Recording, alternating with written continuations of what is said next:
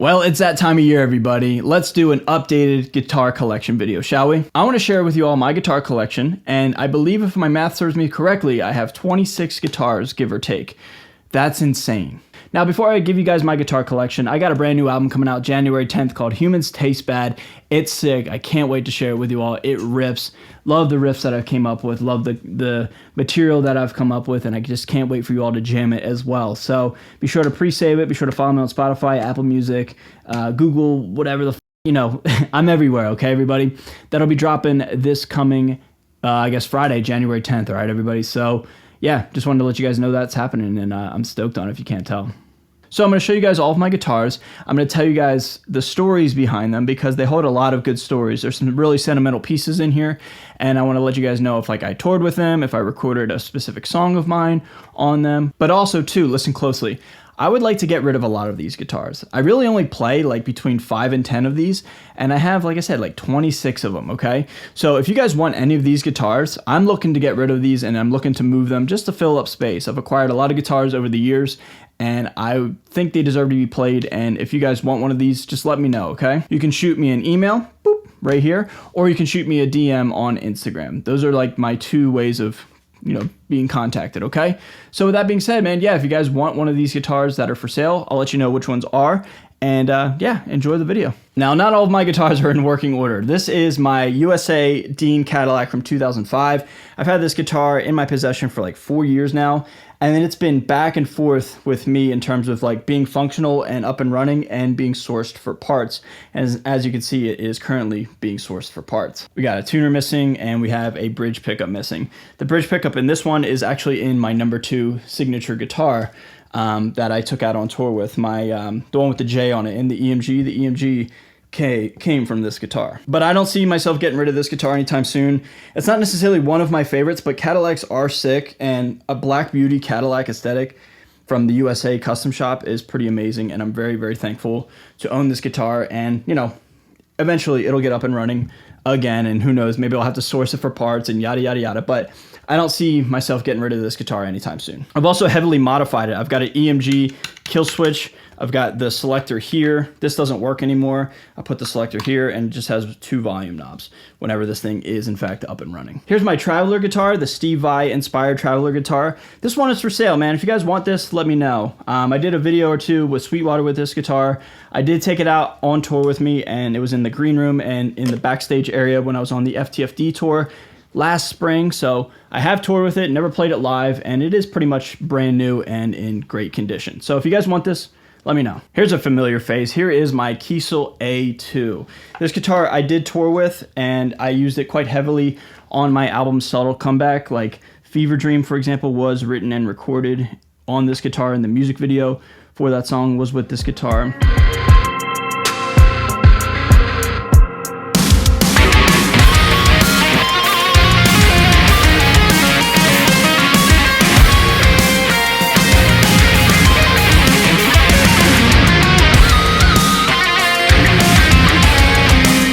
What's interesting about the A2s is, if you notice, there's 2 output jacks. So I think I am the one responsible for this, because I think I was the first person to really tour with these, and I kept having an issue with the output jack being here with the way I played. So Kiesel came up with this kind of crazy cool idea where they said you can have 2 output jacks, and I don't know if that's exactly because of me, but I did tell Kiesel, Jeff himself, actually, hey, I'm kind of having a problem with this.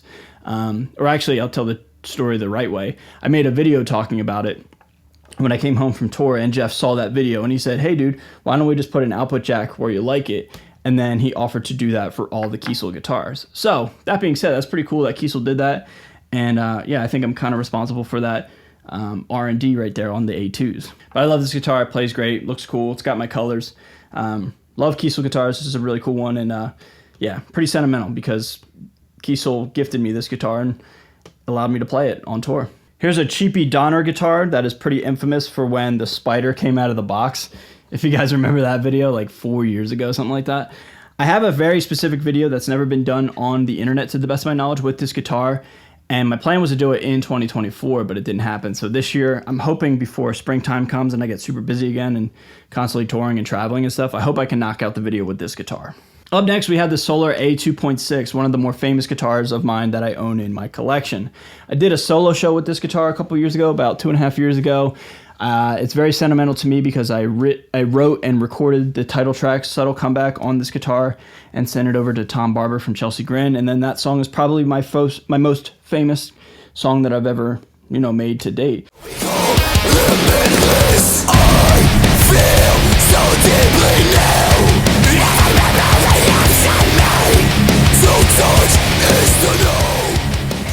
And it was on this guitar. It's got a signature Fishman Ryan Bruce pickup, which is kind of interesting because Fluff's with Seymour Duncan now. So, this pickup is out of stock, out of print. And then apart from that, the only thing I ever really did was I also put on Hipshot locking tuners at some point in 2022.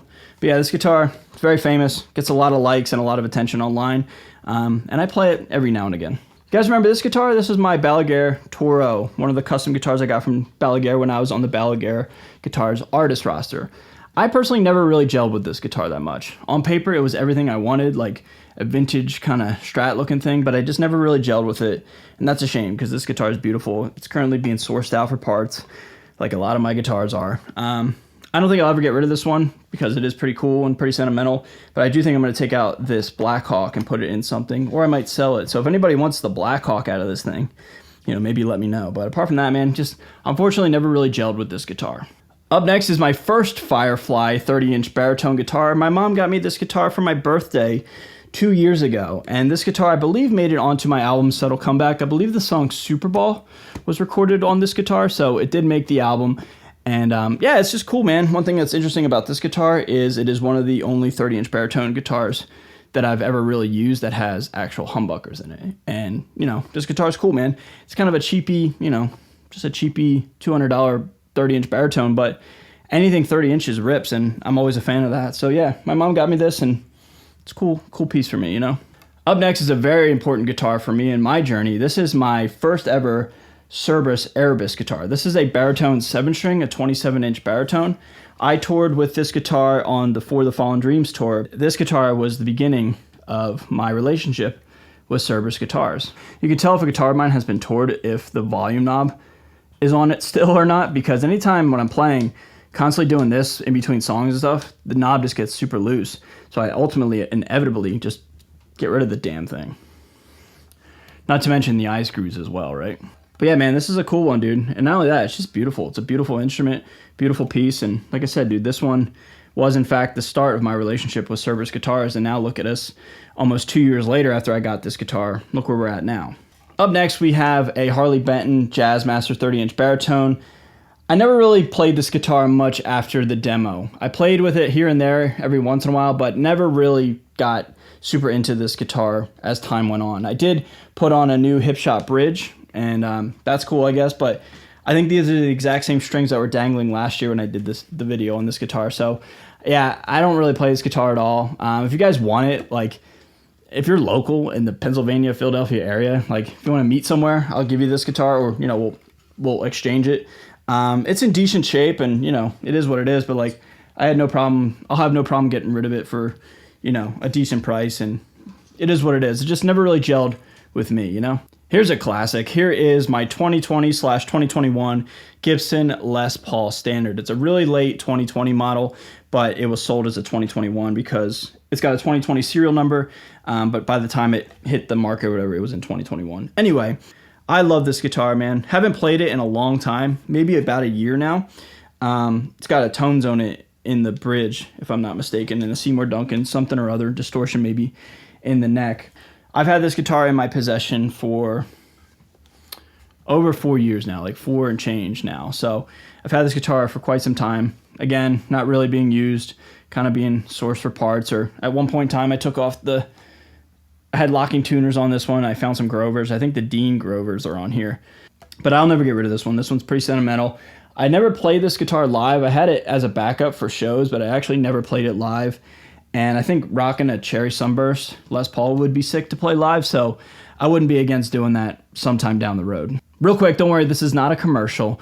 I just want to say, before I bring out another guitar, there's 3 guitars that aren't in my possession in my house because they're in storage in Nashville. and I just want to talk about them right now really quick, okay? We have my number 2 signature 30-inch Cerberus Aerobriss baritone, the XRC6.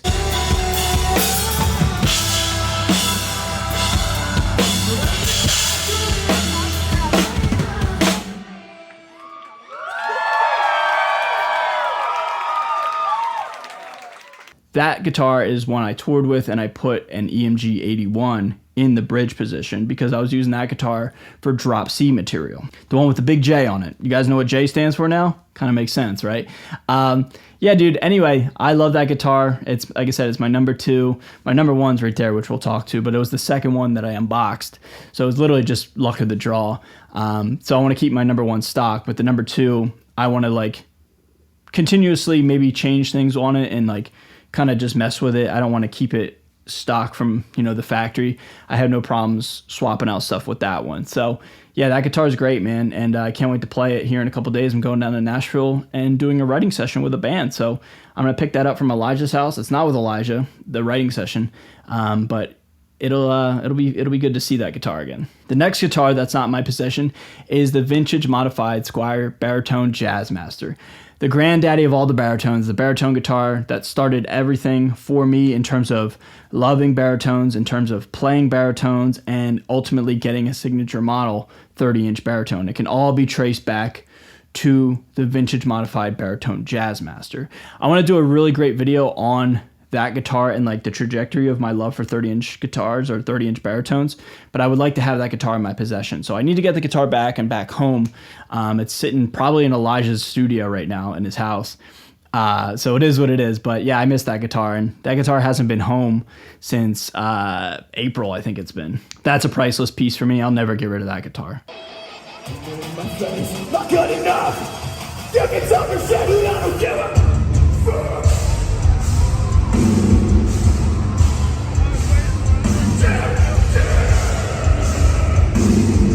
And the third guitar that's not here is in fact my prototype 7-string baritone XRC6 Aerobriss from Cerberus Guitars. That's my prototype that I got in San Antonio. You guys have heard this story if you've been following along this channel. Be sure to subscribe if you're not. But yeah, that guitar was sent to San Antonio. The tour that I was on, drove into San Antonio. We played like the Aztec Theater or something like that, some big theater in San Antonio right by the Alamo. And my signature guitar was in the venue, in the theater. So I unboxed it there and then played it that night and then played it throughout the rest of that tour and then subsequent tours throughout all of 2024. And that guitar is responsible for what you guys bought at the end of 2024, and that is my 7-string version of my signature model. So all-encompassing, man, that guitar is really special, and all 3 of those guitars are very, very special. And it makes sense why they're not here, because they're constantly being used and used for work. So they're out in, you know, Nashville for me to return and to play them again. So until then, hopefully Elijah and the storage peoples take care of them, you know? All right, now let's get back to the guitars that are here. Probably the most famous guitar that I own. If there was one that everybody recognizes, and if I put all my guitars in a lineup, which one would probably be the most identifiable? It's this one. This is my 2014 body, 2018 neck, Fender Jim Root signature model. This guitar has been in my possession for over 6 years, going on 7 years.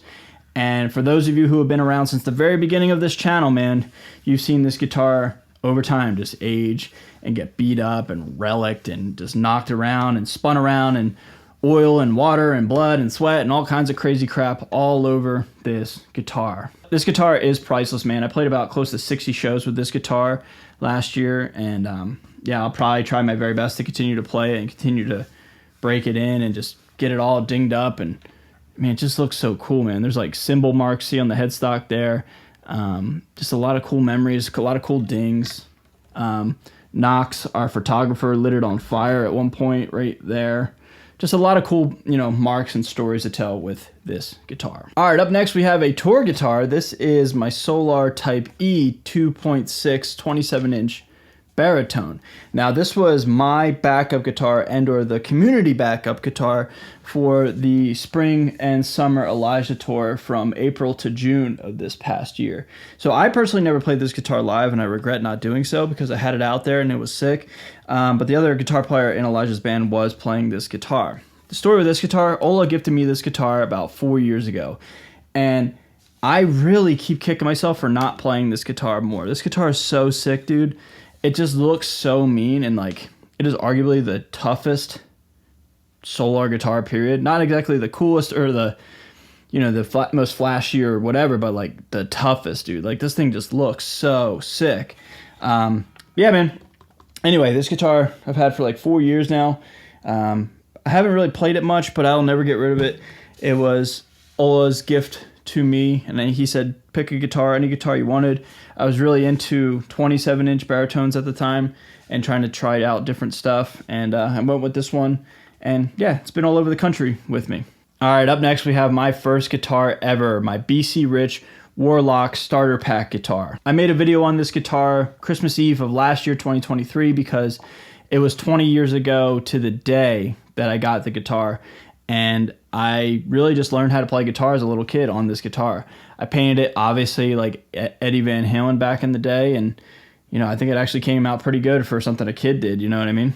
I would love, love, love to play this guitar live, like at a sick show, at a sick venue. I think that would be so cool, man, just to play my first guitar ever live and jam with it on stage. How sick would that be, man? It's possible. It could happen. I would just love to do that, man. That'd be so cool. I'm so thankful I still have my first guitar. There's times where I regret the fact that I painted it, but also at the same time, at least it looks cool, right? At least it's not botched. At least it looks pretty good, like I said, for what a kid did, you know, myself as a little kid. So that being said, man, yeah, this guitar's sick, and I would just love to play this live. Just one time, one song. I think it would be so cool. And if I got it on film and got some pictures out of it, that'd be pretty special to me. All right, special guitar time. This is my number one, my signature XRC 6 30-inch baritone Erebus from Cerberus Guitars. This is my actual guitar, everybody. Like, these guitars were announced in August of 23, and then it took a long time for them to get into our hands, but I think it was about September of 24. These landed, and everybody who bought one got one, and it's so cool to see these out in the wild. I've said it a million times, but like Memphis Mayfire's playing these. Architects has one of these, I know for a fact. Mike Stringer told me that. It's cool to see all you guys creating music and tagging me and saying like, oh dude, the XRC6 was used in my band's new song. Like, that stuff is so cool, dude. So yeah, what an amazing guitar. This is the first one I unboxed, my number one. I'm gonna try to keep it stock, and I would love to tour with it because I've got my number 2 out already on tour. So I'd love to take my number 1 out, like play some drop G or some drop F stuff with this guitar. I know it would rip, but yeah, dude, this is pretty sick, man. My number 1 signature guitar right here. Raise your hand if you've been wondering about this guitar, everybody. Dude, look how sick this is. You guys know this guitar, you just don't know that you know this guitar. So this is, in fact, everybody, Big Brother. Anybody remember Big Brother? So if you guys are unfamiliar, I bought this guitar in 2017 when I had about 200 subscribers, when I was really, really brand new to YouTube, and I wanted an old school Les Paul. Sorry, just getting rid of some residue, I guess we'll say. So this was a plain top Les Paul standard, and I played this guitar for so many years, and I built my channel kind of around this guitar, okay? Then, in 2021, it suffered the infamous headstock break that all Gibsons endure, okay? So then from there, I got it back up and running, repaired the headstock, played it for a while. Then I was like, you know what, dude? I want a gold top, but I don't feel like paying for a gold top. So I spray painted it gold. Then I had this guitar gold for about a year. Then recently, I put some gold flake spray paint on it. So you can see how it's like kind of textured, and there's the gold and then there's the gold on top of it. So I crudely did that on purpose. And then from there, I set it on fire. And now we have what I think probably will be the final result. So this is my 1992 Gibson Les Paul Standard Cherry Burst plain top that has been quite literally ruined. But dude, look how sick that looks, dude. I don't care what you say. You can hate it all you want. I do not give a fuck. I think this is the most unique guitar I've ever seen. The coolest guitar I've ever seen. It looks unbelievable, and I'm so proud of myself, and I can't believe I pulled something like this off. It looks terrible, but it also looks absolutely amazing, man. I set it on fire with WD-40 and pieces of paper. So I'd spray WD-40 on the piece of like computer paper, light the computer paper on fire, and then take WD-40 and torch it. That's what I used to do with my action figures when I was a little kid. Don't tell my mom. So like I knew that trick from about like 20 years ago, and I pulled it out for this guitar, and that's how I did it. Kids, don't do that. Don't do that to your guitars. But if you're a grown woman or a grown adult and you want to do this, that's how I did it. So yeah, this guitar is back better than ever. It plays again. It rips. It's the most unique guitar ever, man. Like, I don't know any guitars like this one, and it's mine. I love doing cool, unique shit to my guitars, man. I think keeping them pristine and not toying with them and making them your own, I think is lame, dude. I like to play them. I like to destroy them. I like to pull things out of them, and I like to pull things, meaning pull riffs, pull ideas out of them, and seeing what happens when you do something to it. It could create a whole new inspirational vibe. And this guitar is exactly that. I mean, you guys saw that reel I posted and that short I posted. This thing looks so sick in camera lights. So I'm really, really stoked on this guitar, man.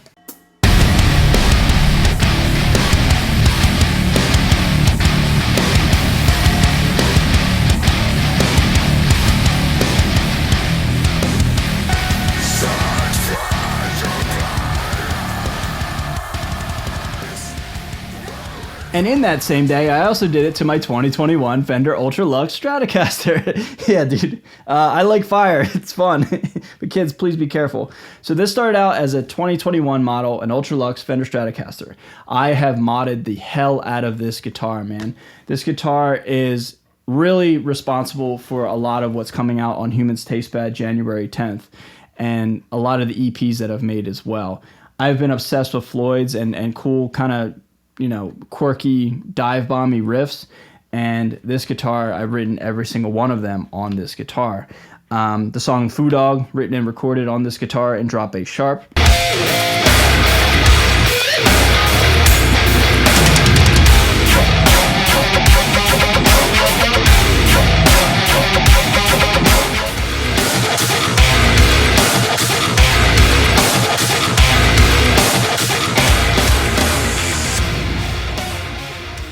For example, the song Her Favorite's on this guitar. Another song called Handle It that's on the album, written and recorded on this guitar. I'm obsessed with this guitar. It's destroyed, it's ruined to somebody, but to me, it's incredibly mine, and it looks so sick, and nobody has a guitar that looks like this one, you know what I'm saying? It's got the EMG X pickups in there, one volume, but it's got the tone knob just like EVH.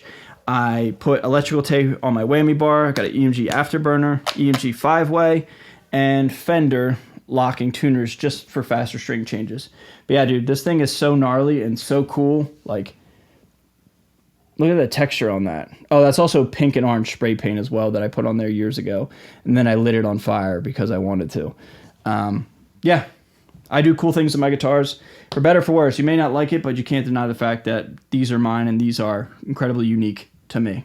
This guitar is my Dean Thoroughbred custom guitar. This guitar is currently set up in standard tuning, but also too, this guitar was in drop C and was used all over the Elijah Point North tour that I did in the fall. I've told this story a couple times, but I got it in New Jersey. Janet brought it to the show, and then I played it for the rest of the tour, man. And this guitar is responsible for me being on the Dean artist roster. I love Dean guitars so much. We've been so good to each other, I think, over the years. They've certainly been good to me, and I'm trying to reciprocate it every way I can. And yeah, this Guitar USA, but yeah, this Guitar USA custom shop, it's amazing, dude. Another one of my more famous guitars, this is my 2022 Les Paul Custom with the broken headstock, and this guitar has been officially toured with now with the broken headstock. This guitar was my main guitar and my only guitar for the Tommy Vex tour that I did last year, and this guitar was in drop C, and it sounded amazing every single night. I was really skeptical to bring out my own repaired headstock out on tour, but don't listen to the haters, don't listen to the naysayers, man. Like, it's not that hard to fix a broken headstock, and I don't know if it sounds better or whatever, but I can attest that it held up, and I am not gentle with my instruments. So that being said, man, I've always wanted one of these. This is my dream guitar, Silverburst Les Paul Custom. I pulled the trigger about 2 years ago now, and like, I've gotten so many cool songs on this guitar that I've written and recorded. Strawberry Mansion was on this guitar. Like I said, I've toured with it.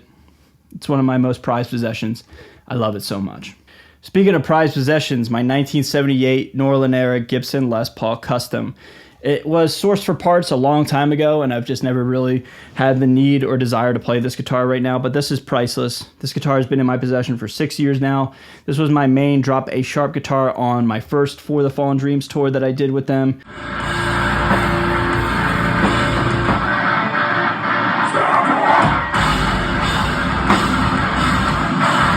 Yeah, toured with this guitar, played so many great songs, played so many great shows with this guitar, sweat on it every single night, beat the hell out of it, and it did not falter, man. You know, it's got some nice relicing there from me as well as the previous player. I mean, look at the back there. It's all relic and stuff. This guitar is one of the more famous ones that I have, and I'll never get rid of it. It's had several fret jobs and fretboard jobs and fretboard fixes and stuff. It's had a ton of different bridges on it. The pickups are stock, the pots are stock, and everything else is stock other than the frets and the tuners. So yeah, this guitar, July 31st, 1978. It's a cool guitar, man. I dig it a lot, and I'm just really stoked that I was able to tour with such a vintage, old, badass instrument, you know, last year in 2023. Well, now, 2 years ago in 2023. Up next, we have my Ballager guitars, custom 30-inch baritone that I got in like March of 2022. So about, wow, 3 years ago now. This guitar I took out on tour once, and this guitar also was featured in the Follow Demeanor music video that I put out last year.